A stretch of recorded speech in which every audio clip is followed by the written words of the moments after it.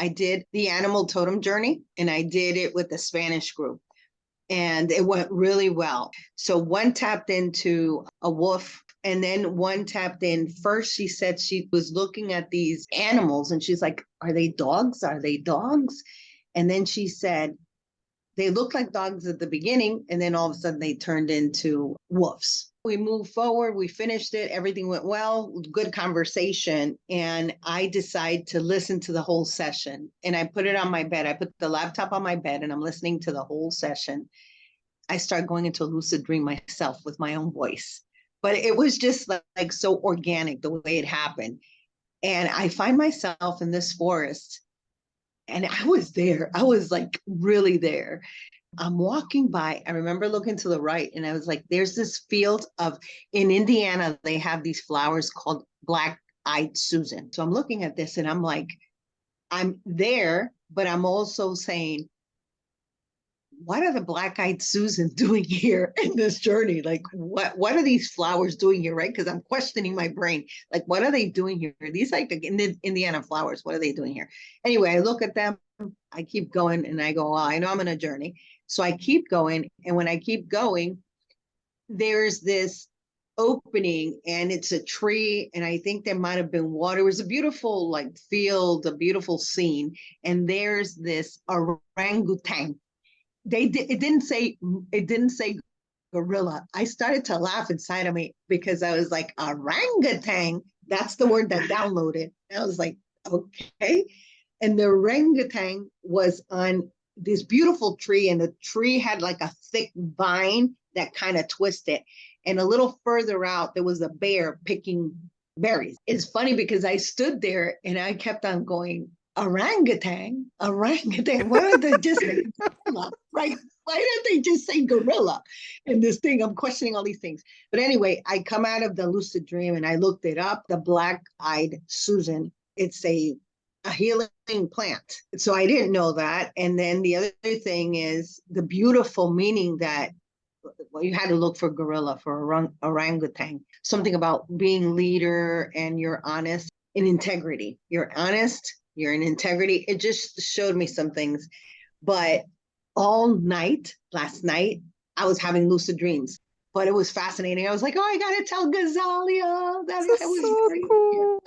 I got so excited. Is there a meaning to that client seeing dogs and then it turning into wolves, or it doesn't really matter? Because I mean, dogs are like a pack, and wolves move in packs. You have to look at both, and it shows that you can be adaptable.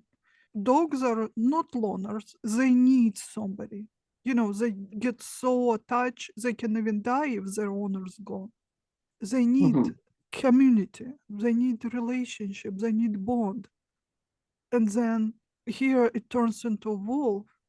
Although there are two very communal animals, they live as a family, but also if they have to, if something happens, they can survive on their own. They can be very loving and caring towards each other.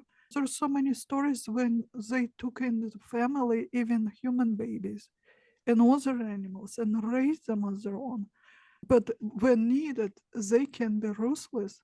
In Siberia, wolves are feared more than bears. Our winter's 6 months long.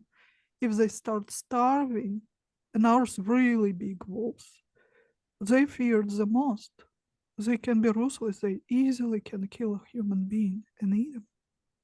Really? So I would say two aspects. It's okay to get bonded, attached, but also it doesn't mean that you lose your independence in that bond.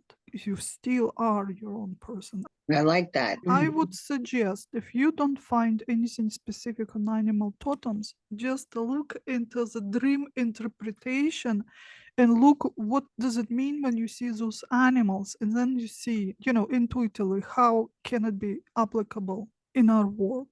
Okay, that makes sense. I think what I was looking for was more of the metaphysical. What does it tell you when you see animal first? What's traditional archetype? Let's see, which ones do people use? Like owl, wisdom. Owl, wisdom. Mm-hmm. Wisdom, we also know owl, one of the representations of Lilith. one of her faces, Lilith. Wisdom, that feminine power, independence, that you cannot be broken by patriarchy, no matter what. Is that with the owl? Yeah. With the owl. Okay. Well, you were saying orangutan and you insisted on gorilla. Yes, strong, independent leader. But if just orangutan, they're too very strong, they can kill human. Even though they're a little smaller, they have strength, I read it someplace, of 7 humans. Well, I didn't know that. At the same time, they look like completely unthreatening, and it looks like they playing all the time, doesn't it? So monkeys Correct. in general be playful and bring joy back. That's what it says. Okay. Become playful again. Not all And work. that's my spirit. Like that's who I am. I like to have fun. I like to laugh. I found it quite entertaining. I was like, what? When I saw it, I was like, this is funny. And it kept on saying orangutan, orangutan. And I was like, Your own consciousness opens up to you and you try to reject it. I have that first reaction, like, no, it's not me. I did not expect. No, I'm not agreeing with this. It can't be me. Once you like, yes, it is what it is. Let's work with this. yes, exactly. Okay, then it's settled in. Okay, what does it teach me? What is it trying to show me? Exactly. That's exactly how it felt to me.